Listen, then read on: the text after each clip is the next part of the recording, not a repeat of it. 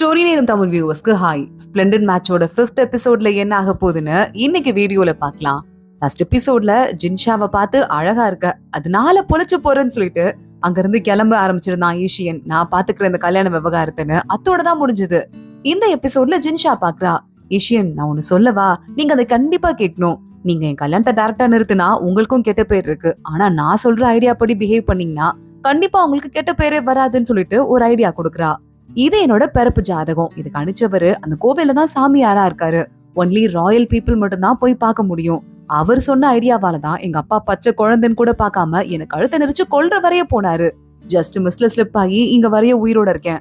அவர் ஒரு வார்த்தை இந்த கல்யாணத்தை பத்தி பேசிட்டா இந்த கல்யாணம் கண்டிப்பா நின்னுடும்னு சொல்லிட்டு ஒரு ஐடியாவை ஜின்ஷா கொடுக்குறா. சரி ஓகே, அந்த ஆள் மேல உனக்கு வெறுப்பு இல்லையான்னு கேட்க, காசுக்காக அந்த ஆள் ஏதோ சொல்லியிருக்கான். அவன் எனக்கு யாரோ, அவனை நான் என்ன வெறுக்கிறது? அது கேட்டுட்டு எங்க அப்பா என்னைய கொல்ல பார்த்தான் பாருங்க. அந்த ஆள் மேலதான் எனக்கு ஒட்டுமொத்த வெறுப்புன்னு சொல்லிட்டு அவ பேசிட்டு இருக்கா. நல்ல சரியான ஆள் தான் அப்படின்னு அங்கிருந்து கிளம்பி ஈஷியன் வந்துட்டு இருக்கான். அந்த ஜாதகத்தை வாங்கும் போது அவன் கைய பாத்துட்டா ஜின்ஷா.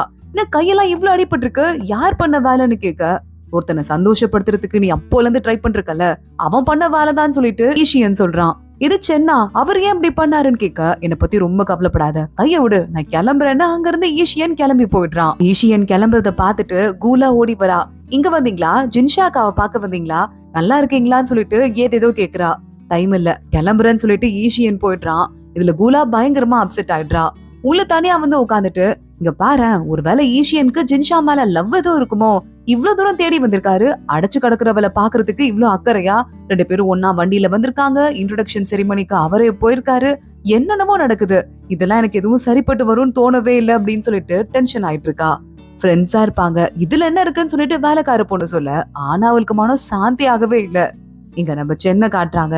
சென்னை கிட்ட அவனோட மேனேஜர் போய் பேச ஆரம்பிக்கிறான். ஜின்ஷா அனுப்புன கிஃப்ட் எல்லாம் வந்திருக்கு அப்படின்னு சொல்லிட்டு இருக்கான். என்ன கிஃப்ட்னு சொல்லிட்டு பாக்கலான்னு பார்த்தா ஜின்ஷா நிறைய வேல்யூபிளான கிஃப்ட் எல்லாம் அனுப்பிச்சு வச்சிருக்கா.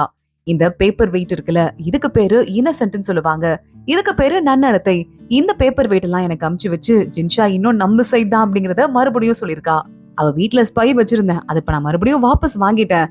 ஆனாலும் அவளுக்கு இன்னும் என் மேல இருக்க பயமும் சந்தேகமும் போல.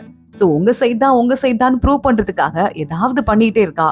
அது மட்டும் இல்லாம நான் தான் அமிச்சு வச்சிருக்கேன்னு சொல்லிட்டு அவளுக்கு தெரிஞ்சிருக்கும் ஈஷியனை, கையில இருக்கிற அடிய பாத்திருப்பா போல. சோ அத பத்தியும் கண்டுபிடிச்சிட்டு அதுக்கும் தேங்க்ஸ் சொல்றதுக்காக தான் இதை அமிச்சு வச்சிட்டு இருக்கான்னு சொல்ல, சாதாரண ஆள் இல்ல ஜின்ஷா, ரொம்ப அறிவாளி பொண்ணுன்னு சொல்லிட்டு மேனேஜர் சொல்றாரு. அறிவாளிதான், பாவம் சின்ன வயசுல இருந்தே பயத்தோடயே வாழ்ந்து எப்ப எதை பண்ணுன்னு சொல்லிட்டு யோசிச்சுட்டே இருக்கா. இந்த மாதிரி வாழ்ந்தா யாருக்குதான் மனசு கஷ்டமா இருக்காதுன்னு சொல்லிட்டு ஜின்ஷாக்கு அவ்வளவு சப்போர்ட் பண்ணிட்டு இருக்கான். இங்க ஒரு பக்கம் நம்ம சென்னோ, இங்க இன்னொரு பக்கம் நம்ம ஈஷியன் இருக்கான்ல, அங்க பூசாரிய தேடி அந்த ராயல் பீப்புள் மட்டும் தானே போக முடியும், அங்க போயிடுறான். உங்ககிட்ட ஒரு முக்கியமான விஷயம் பேசணும்னு சொல்லிட்டு, காசெல்லாம் தான் அவனுக்கு ஒரு மேட்ரே இல்லையே, வேற பேச ஆரம்பிக்கிறான். ஜின்ஷாவை அவங்க அப்பா கூப்பிடுறாரு, அம்மாவும் அங்க இருக்காங்க. ஜோசியர் வந்தாரு, சரி வந்திருக்காருன்னு சொல்லிட்டு அவர்கிட்ட 2 பேர் ஜாதகத்தையும் நான் கொடுத்து பார்த்தா, அவர் என்ன சொல்றாருன்னா, இப்போதைக்கு ஜின்ஷா மேல எந்த பிரச்சனையும் இல்லையா, அவளுக்கு பிறந்தப்ப இருந்த சில நட்சத்திரம் எல்லாம் கூட இப்ப சரியாயிடுச்சான். அவளால எனக்கோ நம்ம குடும்பத்துக்கோ எந்த ஆபத்தும் வராதான். ஆனா அந்த லூ இருக்கான்ல, அவன் ஜாதகம் தான் சரியில்லை போல. அவனை கல்யாணம் பண்ணி வச்சா அவனோட குடும்பமே அவனால பாதிக்கப்படுமா, குடும்பம்னு கல்யாணத்துல நம்மளும் சேர்ந்தோம்னா நம்ம குடும்பத்துக்கும் பாதிக்கிற வாய்ப்பு இருக்கான். நல்ல வேலை மாப்பிள்ளை வீட்டுக்கு போய் பெருசா ஒண்ணும் பேசல, லைட்டா பேசினதுதான். பாட்டிக்கு பேத்திய பிரிய மனசுல கொஞ்ச நாள் கூட வச்சிருக்கிறதுக்கு ஆசைப்படுறாங்கன்னு சொல்லிட்டு இந்த கல்யாணத்தை இப்பயோடய முடிச்சுக்கலாம், இதுக்கும் மேல கண்டினியூ பண்ண வேண்டாம் அப்படின்னு சொல்லிட்டு அவங்க அப்பா சொல்றாரு. ஜின்ஷா பாக்குறா, எனக்கு ராசி இல்லாத கதையெல்லாம் சில பேர் எழுதி விட்டு வேற எங்கேயுமே எனக்கு மாப்பிள்ளை கிடைக்காத மாதிரி இந்த மாப்பிள்ளை தான் நான் கல்யாணம் பண்ணி ஆகணுங்கிற மாதிரி பண்றாங்கப்பா, இதெல்லாம் ஏன் பொறுப்பா என்னன்னு சொல்லிட்டு ஜின்ஷா நடிக்க ஆரம்பிக்கிறா. அவங்க அம்மா பாக்குறாங்க, யார் இந்த வேலையெல்லாம் பண்ணது, கூப்பிட்டு விடுன்னு சொல்லிட்டு கத்துறாங்க. பார்த்தா அந்த மேட்ச் மேக்கர் லேடி இருக்கால, அவ வந்து சொல்லிக்கிட்டு இருக்கா, ஆமாங்க அந்த பையன் ஆனா சரி கிடையாதுதான், அவனுக்கு ஏற்கனவே வீட்டுல நிறைய செட்டப் எல்லாம் இருக்கு, அதெல்லாம் நான் ஏற்கனவே இந்த வேலைக்கார லேடி கிட்ட நான் சொல்லிட்டேன், அது சொல்லி கூட இந்த கல்யாணத்தை நடத்தணும்னு இவங்க தான் சொன்னாங்க, காசும் எனக்கு நிறைய கொடுத்தாங்கன்னு சொல்லிட்டு அந்த மேட்ச் மேக்கர் லேடி எல்லாத்தையும் சொல்லி விட்டுற. ஏமா, என் பொண்ணு மேல உனக்கு என்னமா அப்படி ஒரு பழி வாங்குறேனோ, நீ துணை மனைவியா இருந்தப்ப கூட இந்த வீட்டு பொறுப்பு உன்கிட்ட கொடுத்துட்டு நான் ஒதுங்கி தானே இருந்தேன், உன் பொண்ணை ஏன் பொண்ணு மாதிரிதானே நினைச்சேன்னு சொல்லிட்டு ஜின்ஷாவோட அம்மா கத்த ஆரம்பிக்கிறாங்க. உடம்பு அவங்களுக்கு ரொம்ப முடியாமலே போயிட்டு இருக்கு. ஆனா ஜின்ஷாவோட அப்பா எங்க தன்னோட துணை மனைவிக்கு இருக்கிறதுலே பெஸ்ட் பொண்டாட்டிக்கு ஏதாவது ப்ராப்ளம் வருமோன்னு பயந்துட்டு வேலைக்கார வேலையடிக்கு மட்டும் தண்டனை கொடுக்குறாரு. இந்த லேடியை கூட்டு போயிட்டு ஒரு 20 தரம் அடி கொடுங்கன்னு சொல்லிட்டு ஜின்ஷா பாக்குறா. ஏன்பா, குடும்பத்தோட மானம் மட்டும் இல்ல, ஏமானமே காத்துல பறந்து போயிருக்கு. இந்த லேடிக்கு 20 அடி தண்டனை தானா? இவளை வெளியே அனுப்புங்க, துணை மனைவி கூட இருக்க கூடாதுன்னு சொல்ல, இல்லம்மா அது ரொம்ப பெரிய தண்டனையா இருக்கும், பாவம் தானே அவங்கன்னு சொல்லிட்டு சப்போர்ட் பண்ணிட்டு இருக்காரு. இந்த துணை மனைவி வரா, என்னெல்லாம் இந்த சின்ன பிள்ளை பேச்ச கேட்டுட்டு என்ன அநியாயம் பண்ணிட்டு இருக்கீங்க, எங்க அம்மாவும் அப்பாவும் நல்ல பெரிய வீட்டுல முதல் கல்யாணமா பண்ணி வைக்கிறேன்னு சொல்லியும் உங்க மேல இருக்க பிரியத்துல தானே போனா போது 2வது கல்யாணம் பண்ணிட்டு துணை மனைவியா அந்த வீட்டுக்கு வந்திருக்கேன், அப்ப கூட இப்படி பண்ணீங்களேன்னு சொல்லிட்டு அழ ஆரம்பிக்க, கூலாவும் வந்துடுறா. அம்மா என்னம்மா ஆச்சுன்னு கேட்டுட்டு எங்க அம்மாவை புள்ளி பண்ணாதீங்கன்னு சொல்லிட்டு இருக்கா. ஆனா ஜின்ஷாவோட அம்மாக்கு ரொம்ப உடம்பு முடியாம போயிடுது. அப்படியே அவங்க மயங்கி விழுந்துட்டாங்க. டாக்டரை வர சொல்லுங்க, சீக்கிரம் வர சொல்லுங்கன்னு ஜின்ஷாவோட அப்பா ஒரு பக்கம் கத்திட்டு இருக்க, ஜின்ஷா திரும்பி பாக்குறா. இந்த வேலைக்கார லேடி இங்க இருந்து இழுத்துட்டு போங்க, அடைச்சு வைங்க, அதான் எங்க அப்பா சொல்லிட்டாருலன்னு கத்திட்டு மறுபடியும் அங்க இருந்து போயிட்டு இருக்கா. ஜின்ஷாவோட அம்மாக்கு டாக்டர் வராரு, ட்ரீட்மெண்ட் பார்க்க ஆரம்பிக்கிறாரு. ரொம்ப ஷாக் ஆயிட்டாங்க, கொஞ்சம் வீக்கா இருக்காங்க, இப்ப பரவாயில்லன்னு சொல்லிட்டு டாக்டர் போயிட்டு இருக்காரு. இங்க இன்னொரு பக்கம் கூலா அவங்க அம்மா 2 பேரும் இருக்காங்க. பாவம் வேலைக்கார ஆண்டி ஷெட்ல அடைச்சு வச்சிருக்காங்க, குளிரும், நீ போய் போர்வை எடுத்து கொடுத்துட்டு பேசிட்டு வாடின்னு சொல்லிட்டு கூலாட்ட சொல்றாங்க. நான்லாம் போமாட்டேமா, நான் எதுக்கு போகணும், அவங்க பண்ணது தப்பு தானேன்னு சொல்லிட்டு கூலா சொல்லிட்டு இருக்கா. இண்டி உனக்காக அவங்க எவ்வளவு ஹெல்ப் பண்ணிருக்காங்க, அவங்க பண்றதெல்லாம் உனக்காக தான், மனசாட்சி இல்லாம இருக்காத, நான் போவான்னு கேட்க, ஆஹா அப்பாட்ட மாட்டினா நீ திட்டு வாங்குவ, நானே போறேன்னு கூலா கிளம்புறா. அந்த லேடிய உள்ள கட்டி போட்டு வாயெல்லாம் அடைச்சு வச்சிருக்காங்க. உள்ள போற கூலா போர்வை எடுத்து போத்தி விட்டுட்டு அந்த லேடியோட வாய ஓபன் பண்ணி விடுறா. என் மேடம்க்கு ஒன்னும் ஆகலமா உங்க அம்மாக்கு, நீ ஒண்ணு பண்ணு, அவங்களுக்கு மன்னிப்பு கிடைக்கிறதுக்கு நான் சொல்ற ஐடியாவை உங்க அம்மா கிட்ட கொடுன்னு இந்த நிலைமையிலயும் இங்க கூலாவோட அம்மாக்கு ஐடியா கொடுத்துட்டு இருக்கா. அதுபடி இந்த கூலாவோட அம்மா அடுத்த நாளே பெரிய மேடம், அதாவது ஜின்ஷாவோட அம்மாவை பாக்குறதுக்கு போயிட்டு, நான் தப்பு பண்ணிட்டேங்க, மன்னிப்பு கேட்கறதுக்காக வந்திருக்கேன், வீட்டோட கணக்கு வழக்கெல்லாம் இத்தனை நாள் நான் பார்த்தேன், இதுக்கும் மேல அக்கா பாத்துக்கிட்டோம், நான் தப்பு பண்ணிட்ட கில்ட்னால என்னால வீட்டு வேலையெல்லாம் பார்க்க முடியாதுன்னு சொல்லிட்டு நடிச்சு டிராமா போட்டுட்டு இருக்கா. கொடுக்கறதுக்கே மனசு வரல, ஆனாலும் பண்ண தப்பு அப்படி இல்ல, வேற வழி இல்லாம அதை வாங்கிட்டு வேலைக்கார லேடியும் உள்ள போயிடுறா. ஜின்ஷா பாக்குறா, அந்த வேலைக்கார லேடிக்கு அடிக்க சொன்னாங்கல்ல 20 அடியாம், அரைன்னு அரைஞ்சிட்டு இருக்காங்க. அதெல்லாம் கண்டுக்காம நேரா அவங்க அம்மாவை பாக்குறதுக்கு வந்துடுறா. அந்த மேட்ச் மேக்கர் லேடி பண்ணது எவ்வளவு பெரிய தப்பு, பாலும் கிணத்துல என்ன தள்ள பார்த்தாங்க, இவ்வளவுதானாமா தண்டனை, அப்பா கிட்ட கேட்க மாட்டீங்களான்னு கேட்க, இதுக்கும் மேல போய் நான் சண்டை போட்டா உங்க அப்பாக்கும் எனக்கும் இருக்கிற சம்பந்தம் முடிஞ்சிருமான்னு சொல்ல, நீங்க சண்டை போடலங்கிறதுக்காக அதுக்கான கசப்பு மருந்த நான் குடிக்க முடியுமான்னு சொல்லிட்டு ஜின்ஷா கத்துறா. சாரிமா, கல்யாணம் வாழ்க்கைங்கிறது அப்படிதான், அட்ஜஸ்ட் பண்ணிட்டு தான் போகணும்னு சொல்லிட்டு நான் உனக்கு கஷ்டப்படுத்தினல அவங்க அம்மாவை கைய பிடிக்க வராங்க. ஜின்ஷா ஆனா கை எடுத்துடுறா. அவங்க அம்மாவை இன்னும் வந்து முழுசா ஒரு அம்மாவா ஏத்துக்கவே இல்ல. சென் அவனோட வீட்டுக்கு வந்துட்டு இருக்கான். சென்னோட அம்மா அங்க ஃபர்ஸ்ட் மார்க் வாங்கின சிங்கையும் அதே மாதிரி 4th மார்க்கும் அவங்க ஃபேமிலியில தானே ஒரு பையன் வாங்கியிருக்கான், அந்த பையனை பாராட்டி பேசிட்டு இருக்காங்க.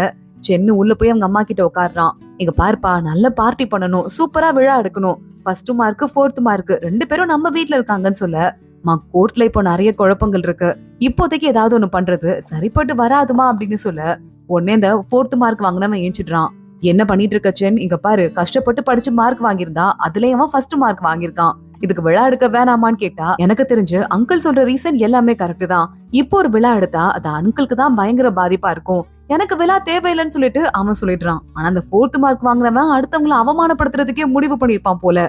சிங்க பாத்துட்டு, இங்க பாரு நீ வாய மூடு அப்படின்னு கத்திட்டு இருக்கான். சென் நான் போயிட்டு வரமா அப்படின்னு அங்க இருந்து கிளம்பிடுறான். அம்மா நான் விடவே மாட்டேன், கண்டிப்பா ஃபங்க்ஷன் வச்சே ஆகும்னு சொல்லிட்டு இந்த 4th மார்க் ஓவரா அலம்பல் பண்ண, சரி பார்ட்டின்னு வைக்க கூடாது அவ்வளவுதானே, பூக்கள் அழகா பூத்திருக்கு, அதை பாக்குறதுக்கு நான் என்னோட ஃப்ரெண்ட்ஸை மட்டும் கூப்பிடுறேன், ரொம்ப க்ளோஸான ஆளுங்களை மட்டும் கூப்பிடலாம், அப்படி ஒரு விருந்து வைக்கலாம்ல, அப்போ உனக்கு ஓகே வாடான்னு சொல்ல, இப்போ ஓகேமா அப்படின்னு இந்த 4th மார்க் வாங்கினவன் பல்ல காட்ட ஆரம்பிக்கிறான். வெளியே போயிட்டு அவன் அசிஸ்டன்ட் கிட்ட, இங்க பாரு எல்லா ஆளுங்களையும் கூப்பிடு, என் கூட படிச்சு கம்மி மார்க் வாங்கிருப்பானுங்கல்ல, ஃபெயில் ஆயிருக்கானுங்கல்ல, அவன்கெல்லாம் அந்த பார்ட்டிக்கு வரணும்னு சொல்லிட்டு போக, ஃபெயில் ஆனவங்களை கூப்பிடுறது தப்பா இருக்காதா சார் அப்படின்னு வேலைக்கார பையன் கேக்குறான். வேலைக்கார பையனை பட்டு நரைஞ்சிட்டு என்னையே எதிர்த்து பேசுறியான்னு உள்ள கிளம்பி அவன் போயிட்டு இருக்கான். இங்க அந்த இன்விடேஷன் கார்டனை பார்த்து செலிப்ரேட் பண்ற இன்விடேஷன் நம்ம ஜின்ஷாவோட வீட்டுக்கும் வந்திருக்கு. எனக்கும் உடம்பு முடியல, அதனால போவானான்னு இருக்கேன், கேன்சல் பண்ணலான்னு இருக்கேன்னு அவங்க அம்மா சொல்றாங்க. இந்த மாதிரியான ஒரு வாய்ப்புலாம் யாருக்கு கிடைக்கும், சென்னோட வீட்டுக்கு போற வாய்ப்பு, அதெல்லாம் மிஸ்ஸே பண்ணக்கூடாது. இந்த வயசுல அந்த பையன் கேபினட் மினிஸ்டர் ஆயிட்டான், அதுக்கெல்லாம் சான்ஸே இல்ல தெரியுமா, கண்டிப்பா போயே ஆகணும். ஜின்ஷா நீ போயிட்டு வாமான்னு சொல்லிட்டு, கூலா நீயும் கூட போயிட்டு வரியா அப்படின்னு கேக்குறாங்க. ஜின்ஷாவோட அம்மா பாக்குறாங்க.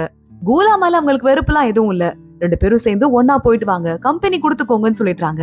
கூலாவோட அம்மா உள்ள கூட்டு வந்துட்டு, இங்க பாருடி, அங்க பெரிய பெரிய பசங்க எல்லாம் வருவாங்க, இதுதான் நல்ல சான்ஸ், உன்னோட இன்ட்ரோடக்ஷன் செரிமனி வர இன்னும் நடக்கல, அவங்கள பார்த்து அவங்க உன்னை பாக்குறதுக்கு நல்ல வாய்ப்பு, இங்க பாரு ஃபர்ஸ்ட் மார்க் வாங்கியிருக்கான்ல சிங்கு, அவன்லாம் உனக்கு கிடைக்கிறதுக்கு வாய்ப்பு இல்ல, 4th மார்க் வாங்கியிருக்கான் பாரு, அவனையாவது அட்லீஸ்ட் பாக்குறதுக்கு ட்ரை பண்ணுன்னு சொல்லிட்டு, பாத்தியா உன்னோட மியூசிக் இன்ஸ்ட்ருமெண்ட் இருக்கு பாரு, அதை கூட எடுத்துட்டு போயிட்டாங்க, ஏன் சொல்லு, நான் துணை மனைவி ஆயிட்டேன், அது மட்டும் இல்லாம இப்ப என்கிட்ட கணக்கு வழக்கு பாக்குற பொறுப்பு கூட இல்லங்கிறதால, அதனால உன்னை ஏதாவது ஒரு பெரிய வீட்ல நல்லபடியா செட்டில் ஆக்கி விட்டுறதுதான் எனக்கு முக்கியம். நான் சொல்றது புரியுதா? இல்ல மனசுல நீ வேற யாரையாவது நினைச்சிட்டு இருக்கியான்னு கேக்குறாங்க.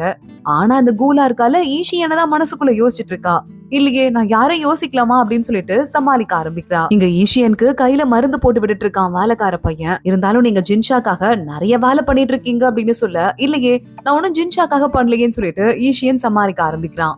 அப்போ உங்க கிரவுன் பிரின்ஸ் வந்துட்டு, அண்ணா நான் உங்கள்ட்ட ஒண்ணு கேட்கவா? இன்னைக்குதான் நீங்க திரும்பி வந்திருக்கீங்க, நாளைக்கே எனக்கு கிளாஸ் லீவு. நாளைக்கு எங்கேயாவது வெளியே போலாமா, ஃபன் பண்ணலாமா ப்ளீஸ்? திருட்டுத்தனமா நான் வெளியே போகணும், ரொம்ப நாள் ஆச்சு, 4 செவத்துக்குள்ளேயே இருக்கேன், என்ன கூட்டு போங்கன்னு கெஞ்சிட்டே இருக்கான். கிரவுன் பிரின்ஸோட அசிஸ்டன்ட் அதெல்லாம் முடியாது, போக கூடாது, ஆபத்துன்னு சொல்ல, நான் யார் கூட போறேன்?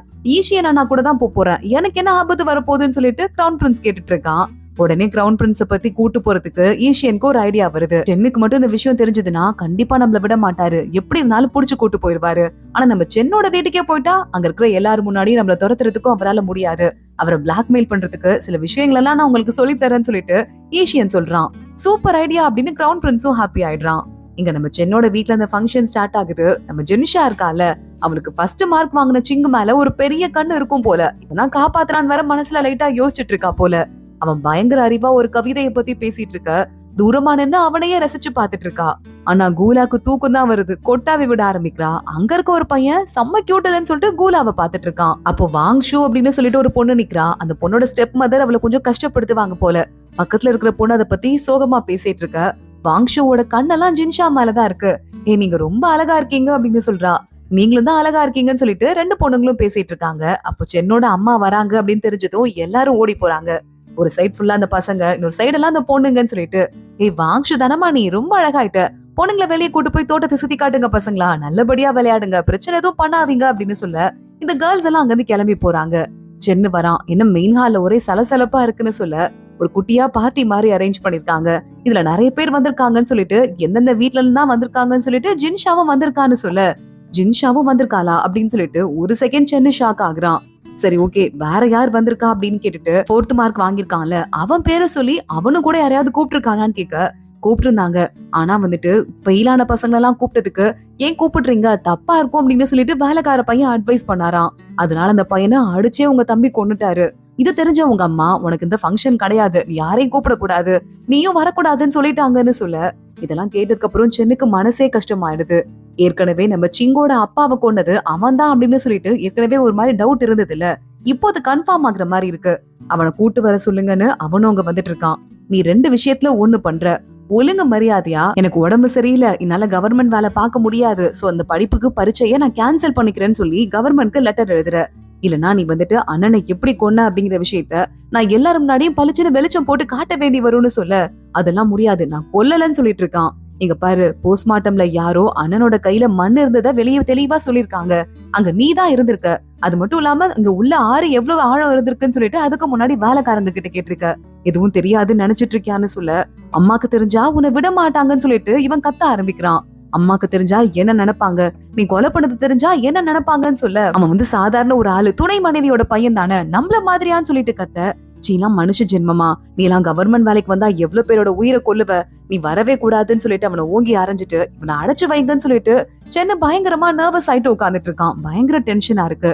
அப்போ ஒரு ஆள் வராங்க, ஈஷியன் ஃபங்க்ஷனுக்கு வந்திருக்காரு, ஒரு சின்ன பையனை கூட்டு வந்திருக்காருன்னு சொல்ல, போச்சு தலைவலியே கூட்டு வந்திருக்கான்னு சொல்லிட்டு சென்னை கிளம்பி போறான். கிரவுன் பிரின்ஸ் இங்க இருக்க கூடாது, அவருக்கு ஆபத்துன்னு சொல்ல, உங்க பாதுகாப்பை மீறி உங்க வீட்டுல ஏதாவது நடக்குமா அப்படின்னு ஈஷியன் வேற கேக்குறான். கிரவுன் பிரின்ஸ் வேற, ஐயோ சென் ப்ளீஸ் என்ன விடுங்களேன், நான் ரொம்ப நாளுக்கு அப்புறம் வெளியே வந்திருக்கேன், இன்னைக்காவது சின்ன பசங்க கூட விளையாடிட்டு போறேன், என் பேர் கூட நான் மாத்திட்டேன், என் பேர் என்ன தெரியுமா, வாங்கன்னு சொல்லிட்டு விளையாடிட்டு இருக்கான். சென் பாக்குறான். சரி ஓகே, இன்னைக்கு ஒரு நாள் மட்டும் பெர்மிஷன் தரேன், ஆனா ஏஷியன் கூடவே பார்த்து பத்திரமா வச்சுக்கணும்னு சொல்லிட்டு இருக்கான். ஏஷியன் நேரா குட்டி பையனை கூட்டிட்டு வெளியே போறவன் அங்க நம்ம ஜின்ஷா இருக்கத பாத்துட்டு, இவ இருக்காளா அப்படின்னு கிளம்ப, ஈஷியன் நீங்க வந்திருக்கீங்களான்னு அவ பல்ல காட்டிட்டு இருக்கா. என் வணக்கம் சொல்ற மரியாதை எல்லாம் போயிடுச்சான்னு சொல்லிட்டு ஈஷியன் கேட்டு முறைக்கிறான். உடனே அங்க இருக்கிற எல்லா பொண்ணுங்களும் சேர்ந்து வணக்கம் சொல்லிட்டு இருக்காங்க. ஏதாவது கேம் விளையாடலாமா, வின் பண்ணா யாரு என்ன கிஃப்ட் கொடுக்கறதுன்னு சொல்லிட்டு எழுதி வச்சுக்கலான்னு ஆளுக்கு எழுதுறாங்க. வின் பண்ணா இந்த கிஃப்ட் தான் கொடுக்க போறேன்னு அம்பு விடுற மாதிரி ஒரு துப்பாக்கி ஒண்ணு இருக்கு, அதை எடுத்து இததான் கொடுக்க போறேன் அப்படின்னு ஏஷியன் கைய நீட்டிட்டு இருக்க. அதை பார்த்துட்டு வாங்ஷூல் டக்குன்னு கீழேயே விழுந்துடுறா பயந்து போயிட்டு. என்ன பண்ணிட்டு இருக்க, பொண்ணுங்க எல்லாம் பயப்படுறாங்கல்லன்னு சொல்லிட்டு சிங்கங்க கத்த ஆரம்பிக்கிறான். நீ என்ன முடிஞ்சா பண்ணிருவ அப்படின்னு சொல்லிட்டு அவன்கிட்ட ஈஷியன் சண்டைக்கு போறான். இத பார்த்துட்டு லைட்டா ஜின்ஷாக்கு பயமா இருக்கு. ஈஷியனோட கையை பிடிச்சு கொஞ்சம் வாங்க, உனக்கு அறிவுன்னு ஏதாவது இருக்கா இல்லையான்னு சொல்லிட்டு திட்ட ஆரம்பிக்கிறா. அந்த பொண்ணு கிட்ட போய் காட்டிட்டு இருக்க, அவ பயந்துட்டால அப்படின்னு. அதுவும் இல்லாம பாவம் சிங் நல்ல பையன், அவன் உனக்கு ஹெல்ப் தான் பண்ணிருக்கான்னு சொல்ல, ஏன் உனக்கு பயமா இல்லையான்னு சொல்லிட்டு இருந்த கண்ண இவன் மூஞ்ச முன்னாடி நீட்டிட்டு இருக்கான். நான் இதுக்கு பயப்படணும், ஆனா உனா வெப்பன் எடுக்கிற நீதான் சரியான கோல்னு சொல்லிட்டு ஜின்ஷா அங்க இருந்து கிளம்பி போயிடுறா. இங்க பார்த்தா சென்னுக்கு இன்ஃபர்மேஷன் வருது.